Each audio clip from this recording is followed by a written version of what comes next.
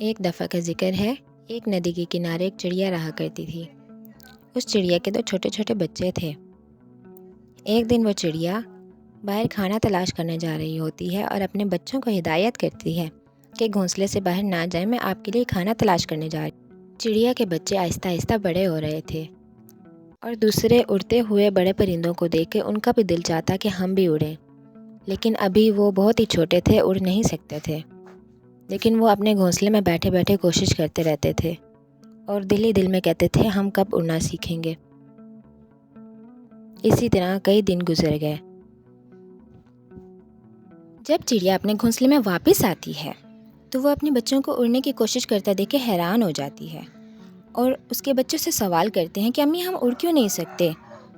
تو بدلے میں چڑیا کہتی ہے کہ بیٹا، جب میں آپ کی طرح چھوٹی تھی تو میرا بھی دل یہی چاہتا تھا کہ میں اڑوں، لیکن تب میں بہت چھوٹی تھی، اڑ نہیں سکتی تھی۔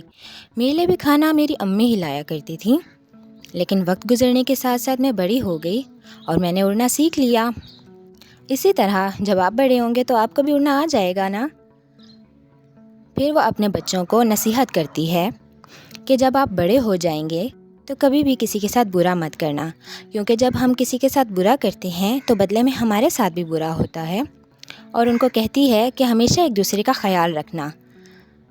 چڑیا کے بچوں کو اڑنے کا بہت ہی شوق ہوتا ہے اور ایک دن وہ اڑنے کی کوشش کرتے ہیں اور دونوں گر جاتے ہیں گھونسلے سے۔ چڑیا کا بچہ اڑنے کی کوشش میں گھونسلے سے نیچے گر جاتا ہے تو اس کی ماں اسے کہتی ہے بیٹا اڑنے کی کوشش کرو، تمہیں کوشش کرنی چاہیے، چلو شاباش اڑو۔ وہ اڑنے کی کوشش کرتا ہے لیکن نہیں اڑ پاتا اور اتنے میں وہاں شکاری آ جاتا ہے۔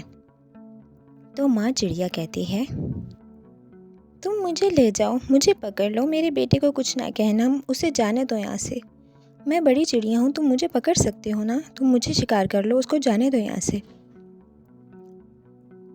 پھر شکاری کہتا ہے کیا میں تمہیں پاگل لگتا ہوں کہ 2 شکار سامنے ہوں اور میں ایک کو جانے دوں؟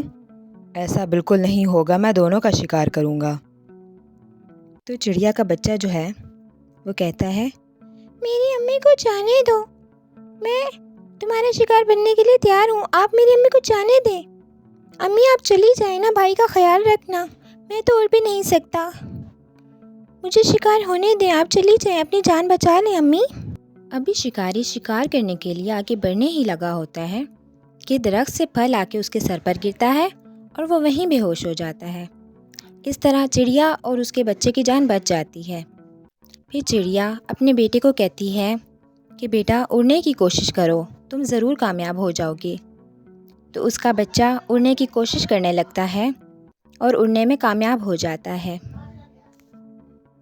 جان بچا کے چڑیا اور اس کا بچہ گھونسلے تک پہنچ جاتے ہیں اور چڑیا کا بچہ اپنی خوشی کا اظہار کرتا ہے امی میں آج بہت ہی خوش ہوں، دیکھا بھائی آپ نے، میں اڑ سکتا ہوں اب۔ ہاں بچے، تم نے بہت اچھی کوشش کی، میں نہ کہتی تھی کہ محنت کیا کرو، محنت کبھی بھی رائیگاں نہیں جاتی۔